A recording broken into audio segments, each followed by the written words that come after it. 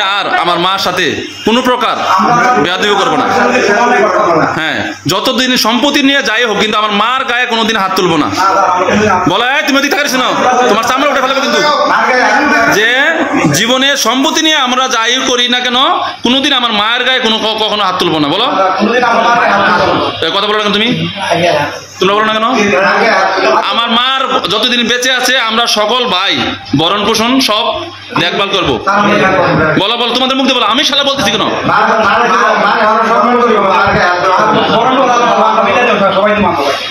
আমার কথার সাথে মিল আছে? যদি এরপরে হ্যাঁ বলো, যে এরপরে যদি আমি কোনোদিন তোমাদের রিপোর্ট পাই কি করতে হবে? সবাই বলো, যে এরপর যদি কোনো প্রকার আমি তোমাদের বিরুদ্ধে অভিযোগ পাই, বরং তোমার মার কাছ থেকে, তাহলে কিন্তু যথাযথ এটার বিচার করব। তোমরা এটা মাথা পেতে নেবে, বলছো না? বলছো তো? হাত ছাড়ো।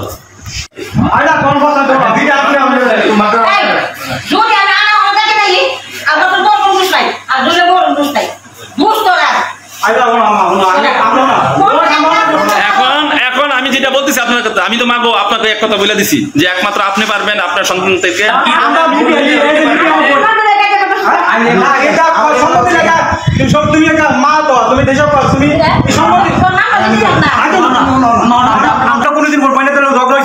আমার শুধু আগে শুনেন, 1 মিনিট,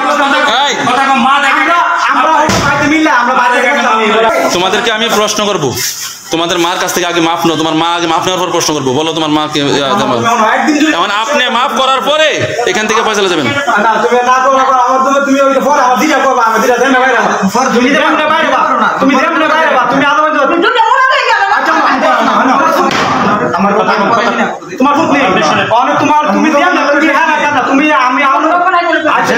বড় ছেলে দেয়, বড় ছেলে বলেন আপনি, বড় ছেলেকে আপনি তো কোনো ভূমিকা দেখতেছি আমি।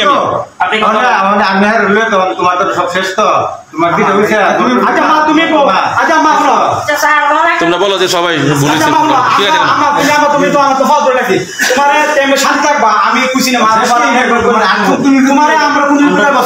আছে সম্পত্তির আগে তোমার লোকে কেউ ভারত সম্পর্ক ছিল, সবাই মিলে মাফ আগে মাফ নাও, আমার কাছে কি বুঝতেছে আগে মাফ নাও, সবাই মিলে। আপনি সবার মাথায় হাত বুলান, আপনাকে তো আমি তো ভিডিও রাখছি, আপনি বুঝতেছেন না কেন? আপনি সবার মাথায় হাত বুলাইয়া আমি বাকিটা বিচার করে দিচ্ছি, বাকি আপনার সম্পত্তির বিচার করে দিচ্ছি।